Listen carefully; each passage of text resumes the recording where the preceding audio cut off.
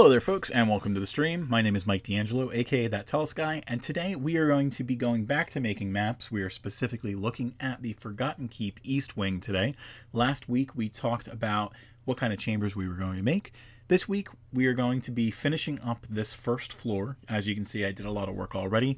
We have a couple of rooms left to work on, just pretty much the Mimic Chamber, a little bit of the quote-unquote Great Room, and if we're going to do any kind of extra, zhuzhing up any of these longer corridors.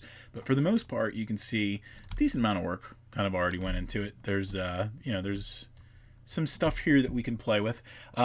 We also might be playing around a little bit with, variations and alternate versions of this map because Primal Fire, our puzzle, can be a little bit tricky for not only the players but for the GM because it can get kind of complicated.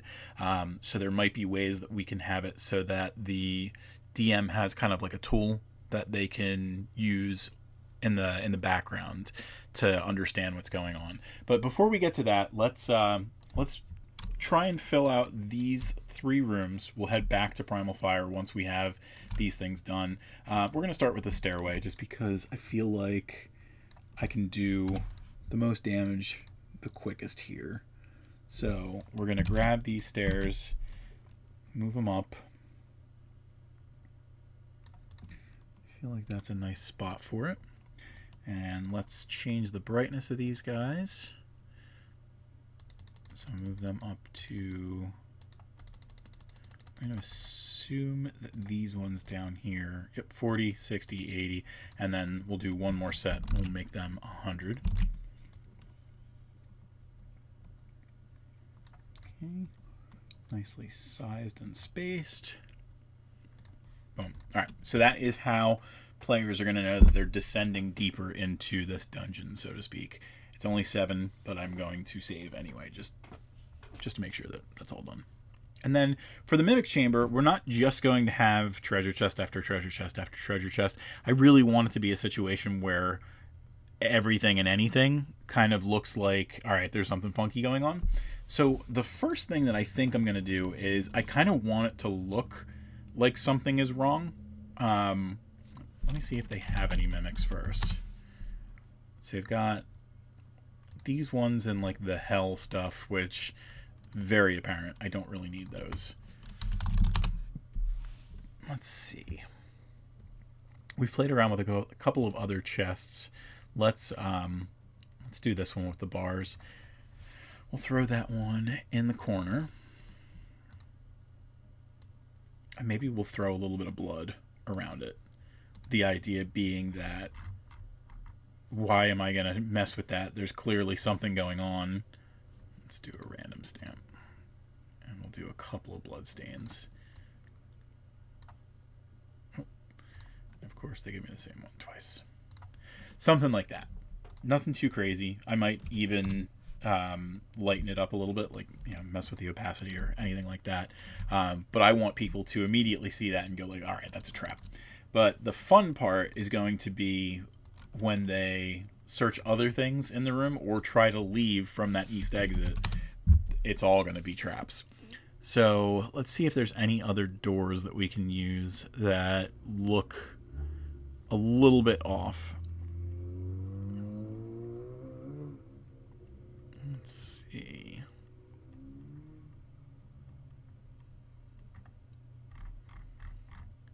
There was a couple that I liked. I liked the Dwarven style. I liked the pirate style. This door from the Eastern set looks kind of interesting. I feel like that's a little too on the nose. Let's see what the Dwarven stuff looks like. I like this one. Clearly too big. I want it to kind of look immediately like something's wrong, but they don't care. They're just trying to get out.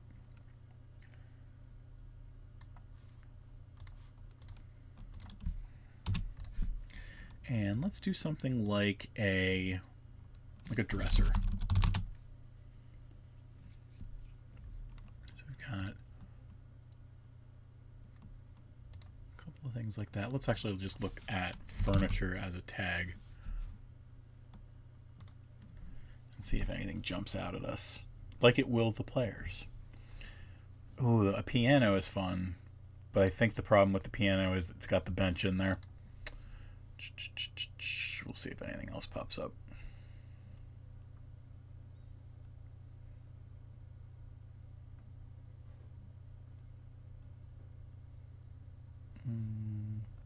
Gothic horror would be a nice place to land.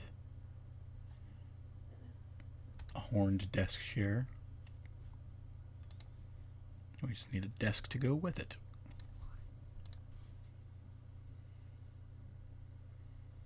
Cabinets and chests.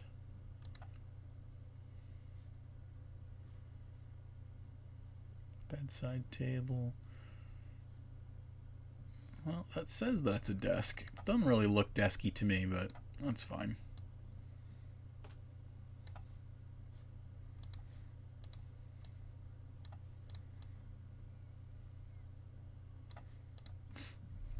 Maybe we'll do like a light. See if they have a lamp or something like that. Nah, not really. Alright, I do want to look one more time to see if there's any other furniture we can use.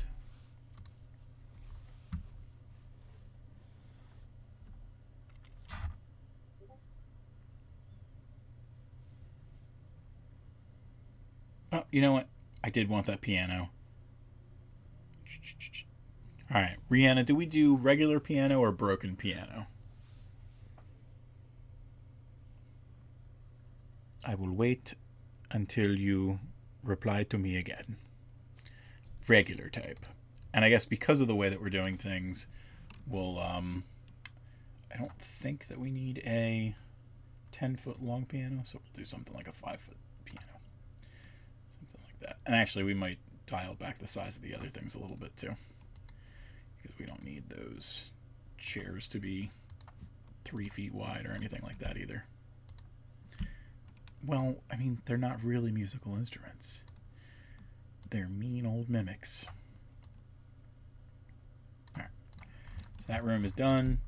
Do we do anything with the corridors, or do we leave them to the GM to do what they will? I think the other big thing I want to do with this floor is with the grates. I want to see if there's some kind of like slimy brush that I can use the top layer.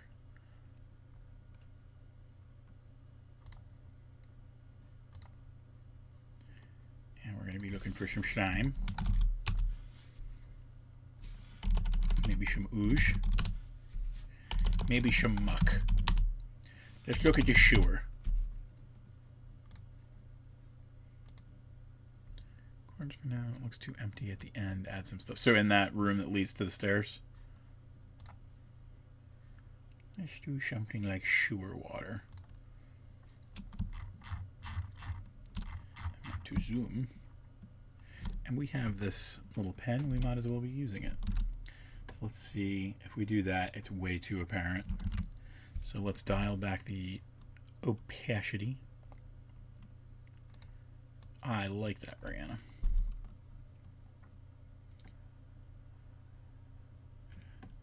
So we're going to throw this on some of the grates a little bit to add a little bit of also flavor.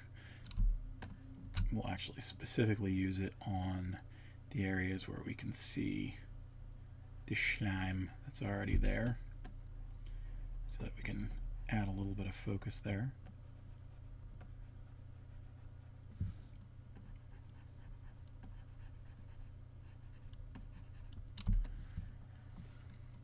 This way they're not just regular old grates looking all fancy.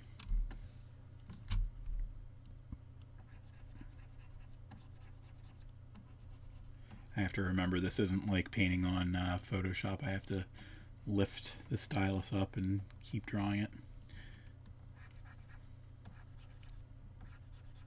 You're great. We'll do some in the centers here.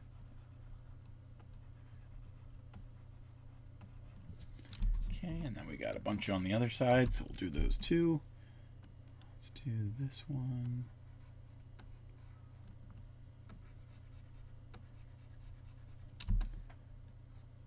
We'll do a couple over here.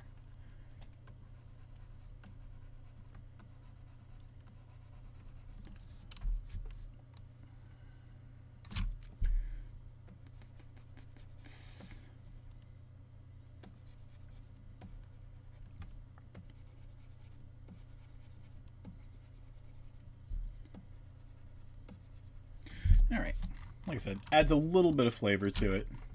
We don't want to go too crazy with it. Excuse me.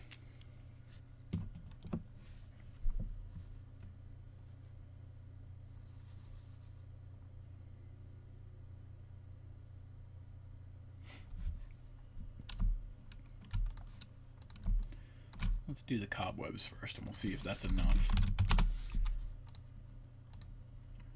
Okay, just regular webs.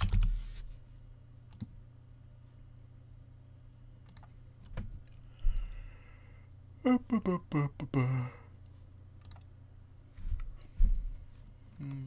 it up to 15.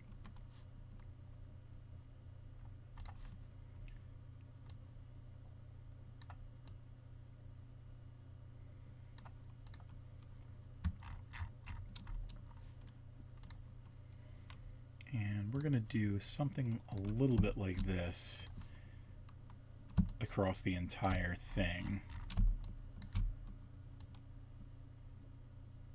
And it should kind of look light enough where, well, I don't know. Let's do this instead. Instead of building it so that it's that big, I don't know if I'm going to be able to shift. Nope. So we're going to keep it so it's that width. We're actually going to go into the transform settings, and we're going to switch the... It is going to be the width. We're going to switch that so it goes down a little bit. So it kind of has like a pitched feeling to it. Goes across like that. Let's grab that one again so that we're messing with the right size.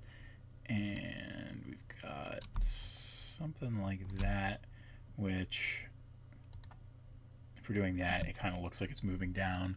And we'll do something similar here. You know what? 3 might be... You know, here, we'll do this. The door has always been open.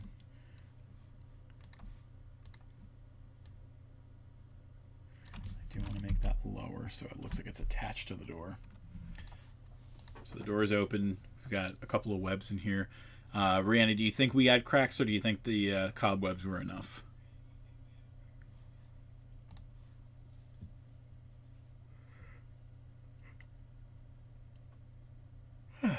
Crack it up. All right, so for cracks, what we're going to do is go to the brush tool again. We're not going to use top. We're going to use, I think, foreground. Let's see. No, we actually did this on the background layer, I think. Yep. So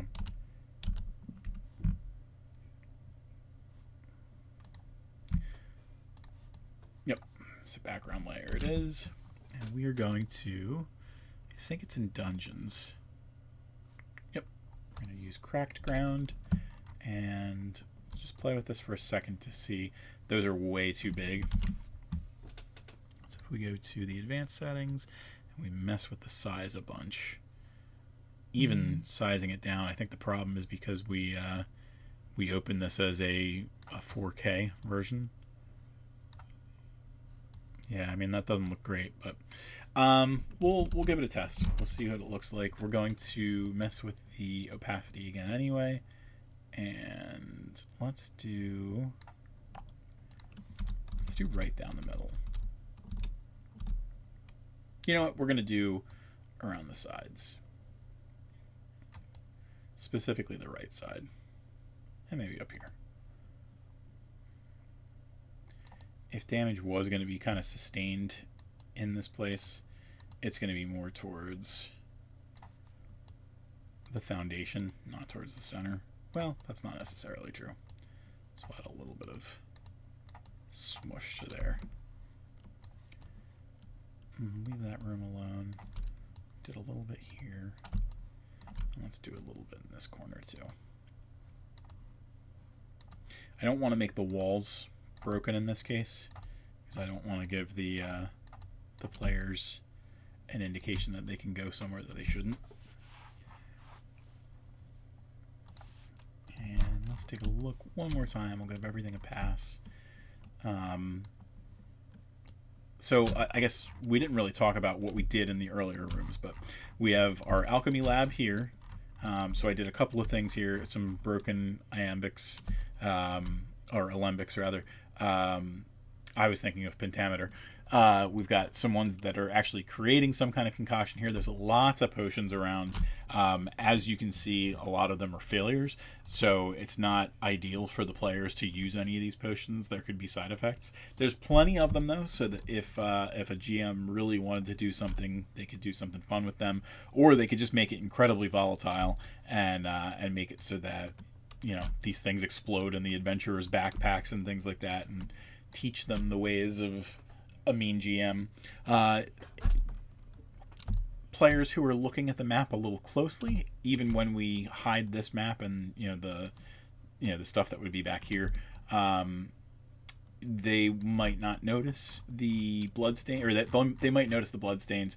Right now we have the wall not doing anything, but that's the blood. But what we would do is, in a variant of this map, we would have it so that this pitches upward, so that they realize it's a secret door. So we've got that alchemy chamber. We've got this room that we just called shelves with potions. So we've got some books on one side. We've got some potions on another. This was our charred golems chamber. This is supposed to be kind of reflective of, all right, I see there's fire in there. It doesn't look like it's going too crazy yet. We might do some... Let's actually do that real quick. So we've got some cool light stuff that we can do in effects, I believe. So, trying to think about sneezing. Excuse me. I don't necessarily like the idea. I mean, it's supposed to be kind of like there's a window here.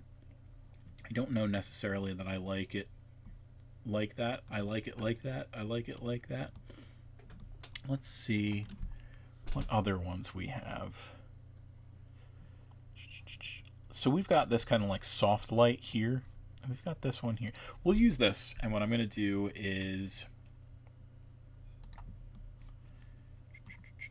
we're going to go to the transformation, and we're going to make that a little narrower. I want it to look like it's below the wall, but I want it to look like there's a little bit of light coming through. And you know what? We should be able to mess with the height as well.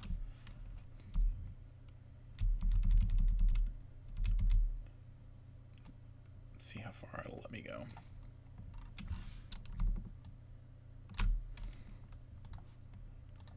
I don't want to overstep. Let's try 400. Oh.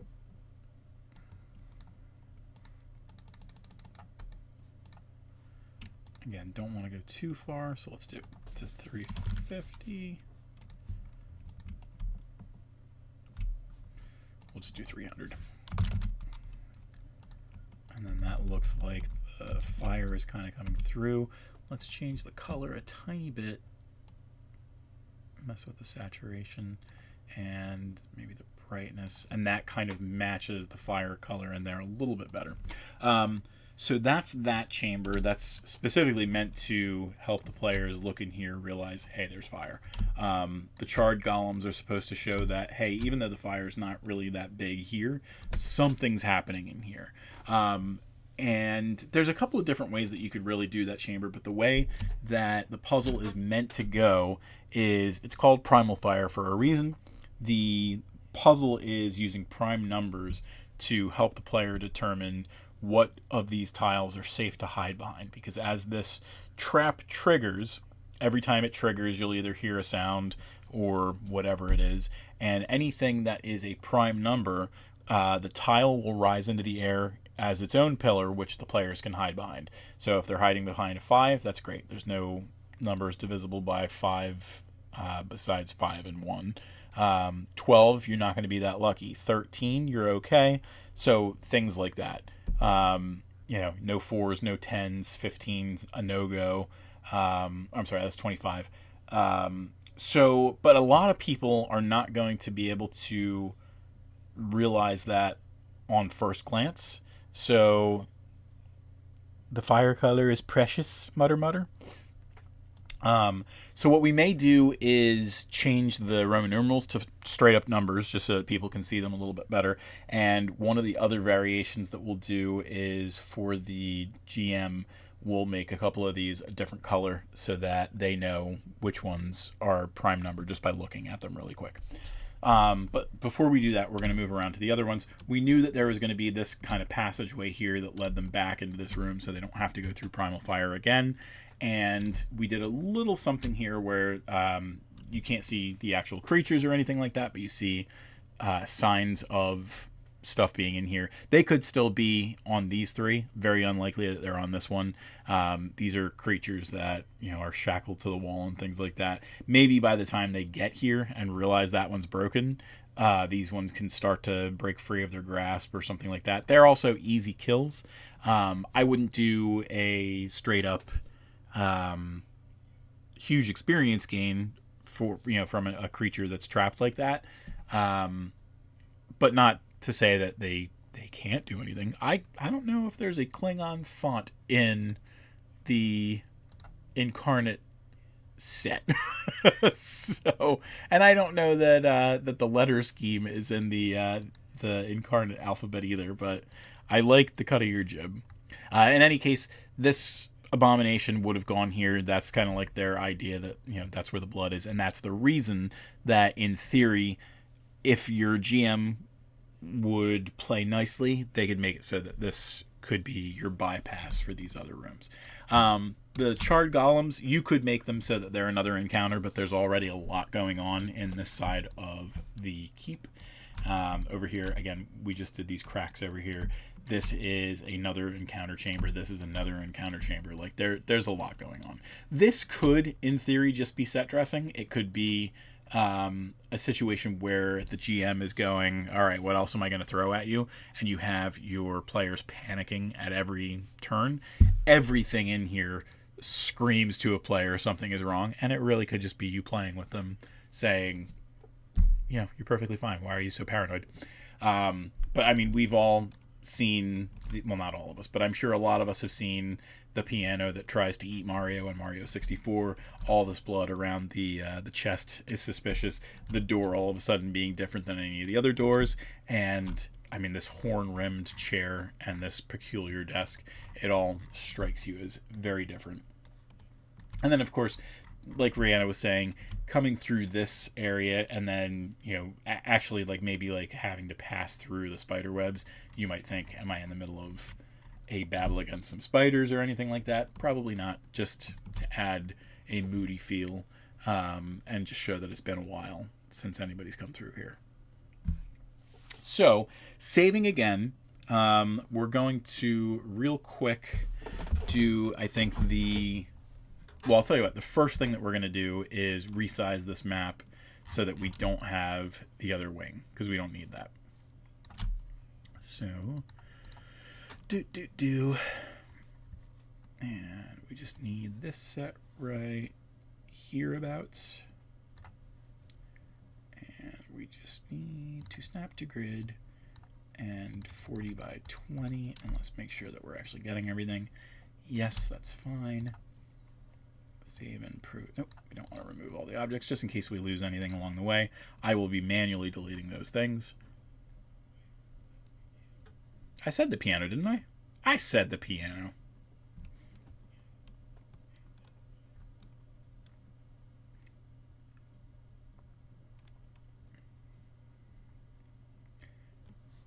There's also a sizable delay, so you might have mentioned it and I just got to it later, or you got to it later.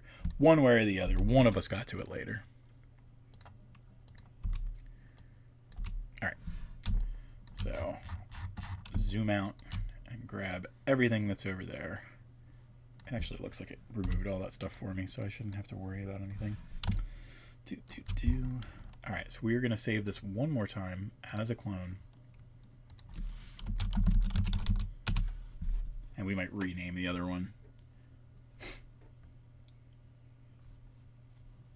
And again, a lot of the variants that we're going to do real quick are just going to be Primal Fire related variants. And so the next map that I'm going to be doing is I think it's the Everdark. Let me check give me 1 second.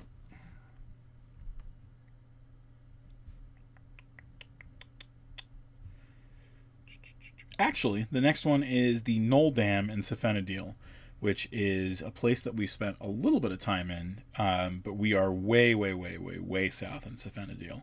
So I'm going to have to play around with that a little bit, because typically the way that I would draw that out is the river would run kind of long, and it would be north to south because of the way that the river runs. I might tweak it to run east to west a little bit. I'm gonna have to play around with things and see what I can do. It might just be that we're seeing things at the bottom of the south side of the river where that dam lands, and then we've got the zone is going to expand, so we're going to be seeing other parts of that river. But it's a rather big river. I think it's the Volga River in Safenadil, and we'll have to figure out what's going on there. But I think that shouldn't be too difficult, because really all you're showing is both sides of the river and then the dam in the center, and you can do a couple of variants where that's all breaking apart and everything like that. But anyway, so let's save this one more time. East wing first floor, not sized. We're going to call this one PF. We'll just call it signal. And we are going to what color do we want to show the prime number, the safe ones, as? Do we want to show them as green? Do we want to show them as like a brighter yellow or orange or something like that? We're trying to signify to the GM this is a spot that it would be great for your players to hide behind. All right, so we're going to do orange per Ms. Ree's request. So it's going to take a little bit for me to go through. 23, I think, is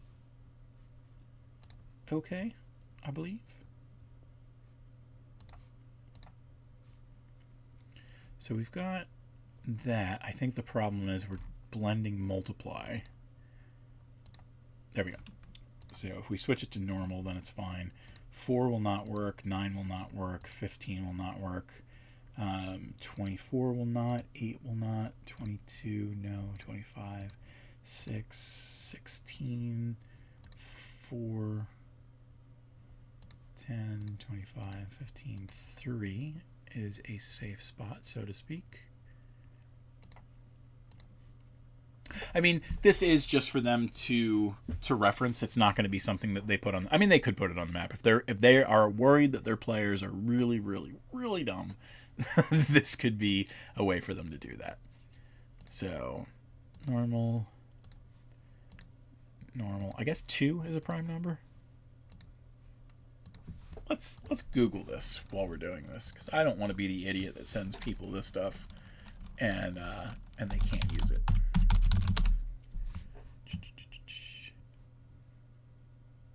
Is 1 a prime number? Technically, I don't know. We're going to say, for the sake of this one, 1 is a prime number. If anybody is in the comments and wants to yell at me about that, that's perfectly fine. We can switch it and drop 1. Let's see, 25. This one's 21, so 7, 25, 8, 24. That's 18. 4, 3. So let's see. The next big one is 11 after 7. 3 is not divisible by anything. Is that my first 3? That's interesting. 18, 10, 16, 11. Here's our 11. Next big one after that is 13. I do it 13. You know what? Shoot. I just realized 13 is not going to work because, well, you know what? It works. It's just you can't be there when it goes off because you're going to get slammed into the ceiling. Tip to smart players, no die here by Bernie thing. That is absolutely correct. 18 is okay. 24 is not. Well, no, 24 is okay. 8 is fine. 25, that one is 19. 19 is one of the ones. 25. 2 is okay. That's 14 is not. That's 7. 21. 16. 2. 24, 25, 3 again, that's okay. 15, 5, 9, 6, 15, 25, 12, 14, 6, 18, 20, 24, 20, 13.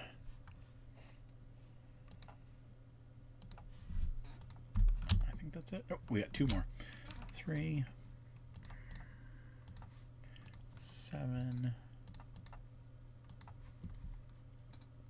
We got 13. It's almost like a labyrinth when you go a little bit further in, too. You can get smushed. 23. We got 17.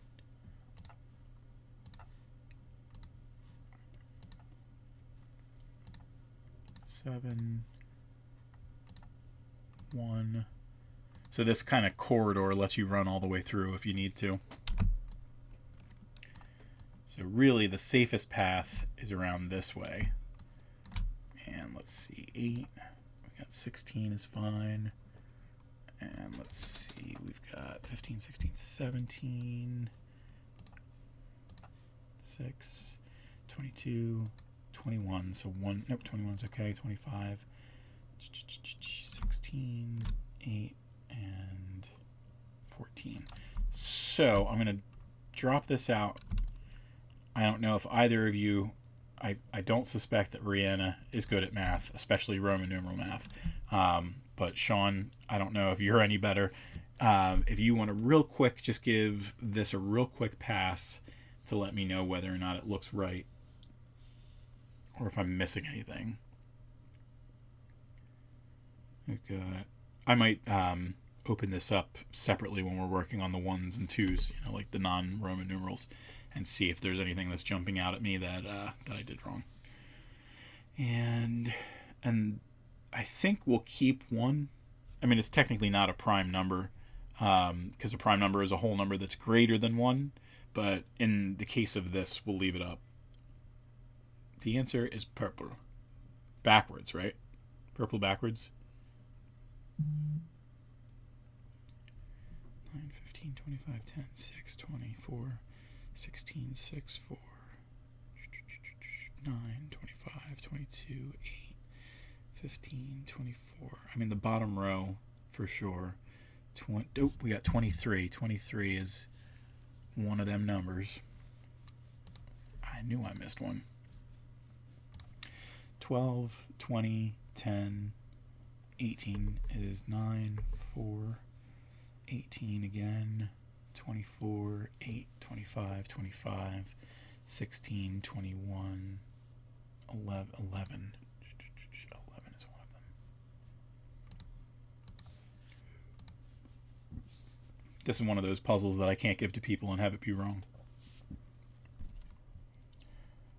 24, 25, 15, 9, 6, 15, 20, 24, 20, 18, 6, 14, 12, 25, 16, 8, 12, 6, 22, 21, 25, 24, 8, and 14. Now let's look at all the lit numbers. Watching monitors and multitasking. Trying to catch those criminals. 17, 1, 7. I have a feeling that people are going to be angry at me for the 1s. Let's see. We'll see if anybody contends that. Is 1 a prime number? And then Google, just before I even answer it, says no.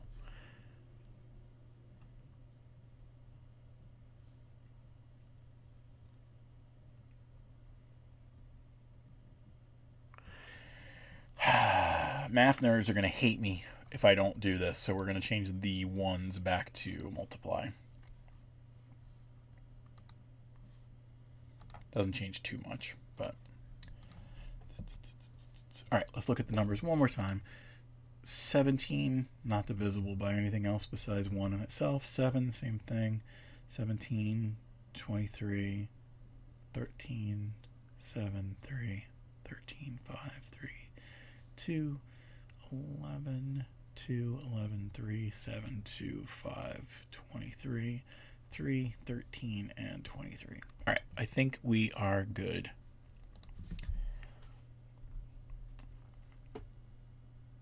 Neglecting gates is tantamount to treason. They must be beheaded.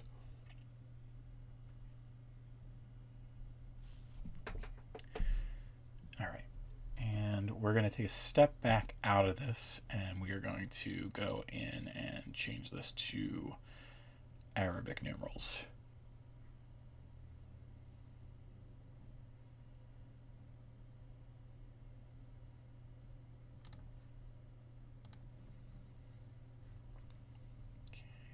This one, we're going to clone this one and call this one Primal Fire PFAN.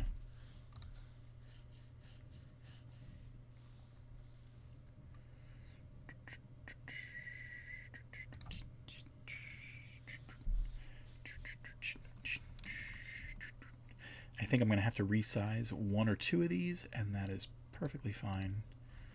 Deal with that when we get to them. You can see like these, they jump around a little bit, but certainly since this is only going to be one space now, we're going to have to mess with things a little bit.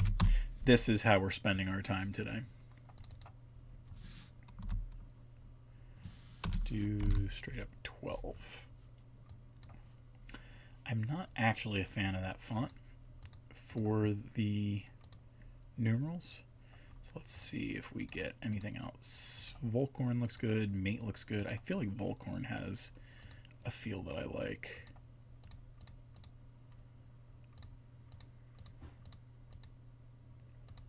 Modern Antiqua kind of looks like roulette numbers.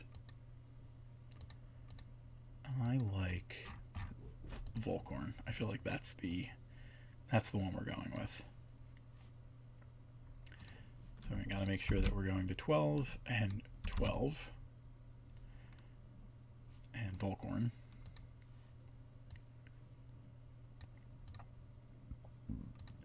Really, it does stink that there's no copy the formula. So let's do this. 6, 22, 21. Change everything else as we go. 25. 16, 8, 14. Everybody who shows up, if they do, they're going to see that I'm doing number conversions in my D&D map, and they're going to go, this is the stupidest stuff I've ever seen. And that is why my numbers will stay at 26 forever.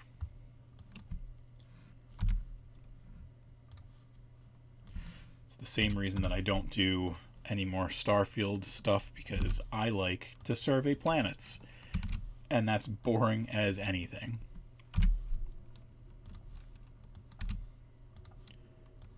13, 20, 24, 20,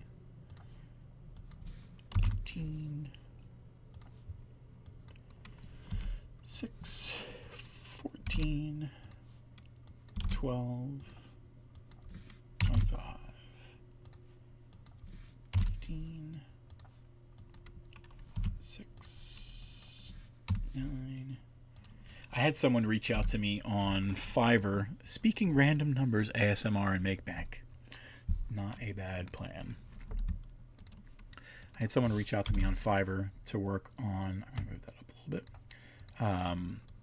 a boat map for them, and I didn't think that I was going to be able to do what they wanted, but I think if I have a little bit more time this week, I may play with it a little bit just to say I got some practice for the next one.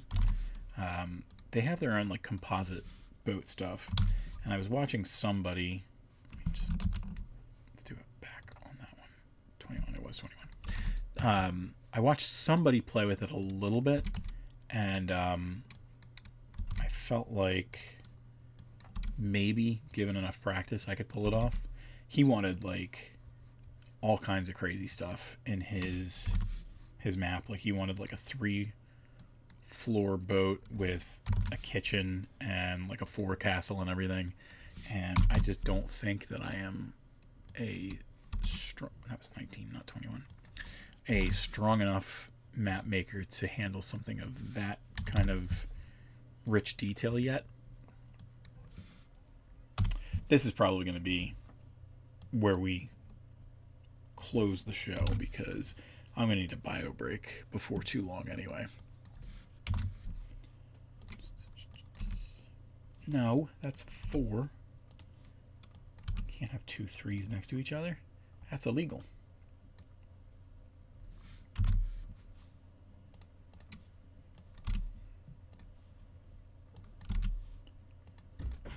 Rihanna, did you just turn on the washer after I explicitly told you I had to poop?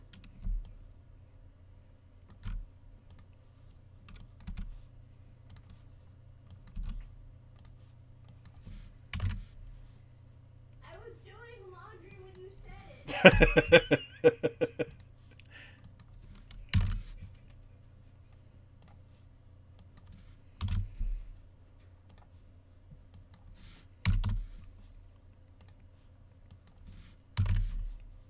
Now the nice thing is changing everything to the right font size after this will be a little bit easier. Just getting there is a pain.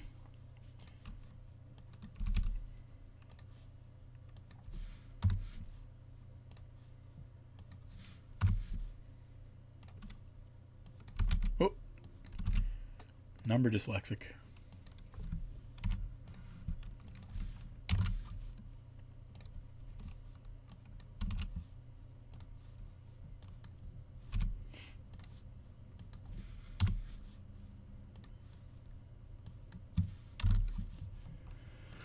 Alrighty. Well, we're halfway there.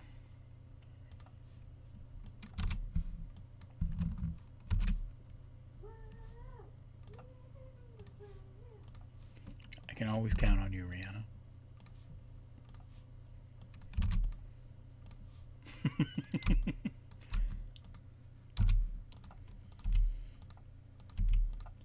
I need like XY coordinates to make sure that I'm so particular.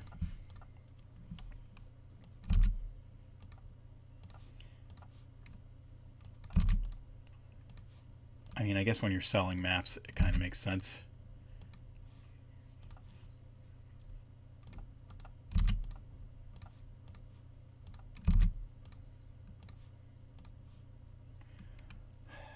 I wonder if I can. I'm gonna be so mad at myself. Don't tell Michael. He's a big fat stupid.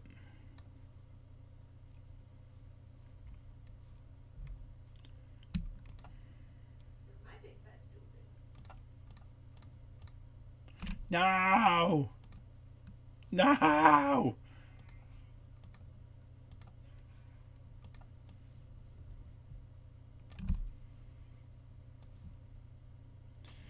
That's fine for now.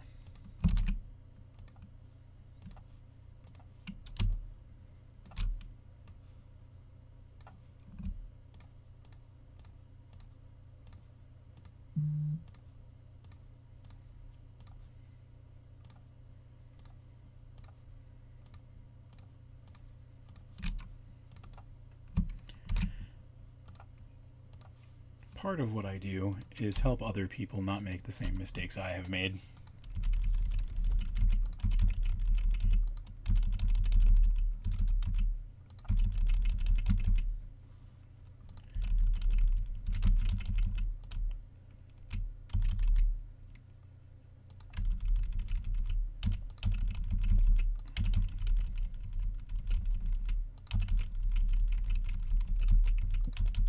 What is like a theme park ride?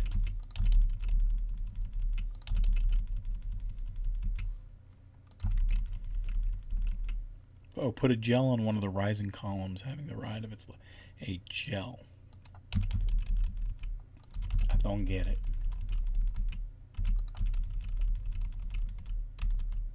Oh, one of the jellies from over here? Yes.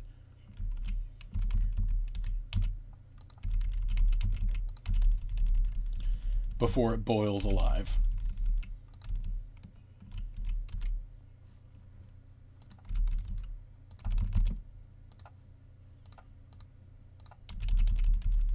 These ones actually all on the left side there kind of fit in nicely.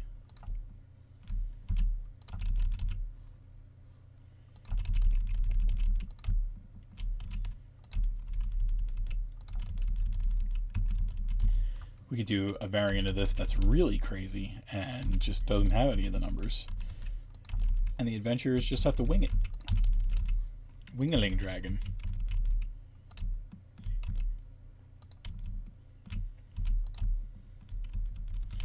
This is how I spent the last 20 minutes of this session.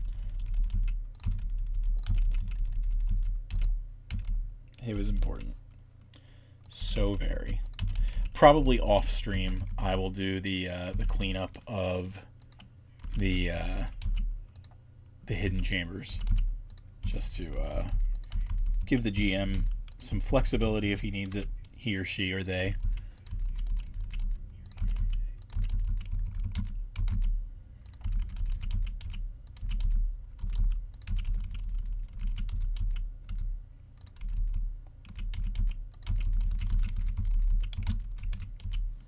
$160 changes, and I'm not stopping.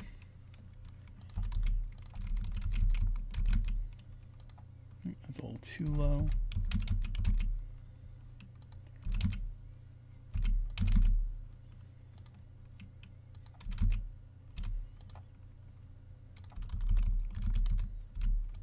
That's good. Speed over a little bit, then speed down a little bit. All right. I think that's good. That's good.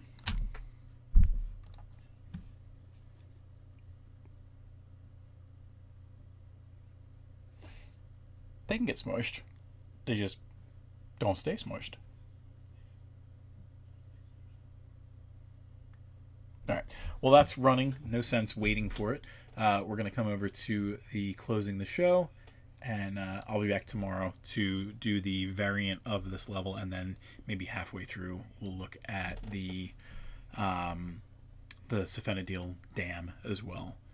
So let's go to closing the show. Folks, thank you for joining me on the stream today. On the screen right now, I don't know what SCP-999 on fire means, but I believe you, Sean. On the screen now, you should see all the places that you can find me and my content. You can check out anything Tellest related on Tellest at www.tellest.com.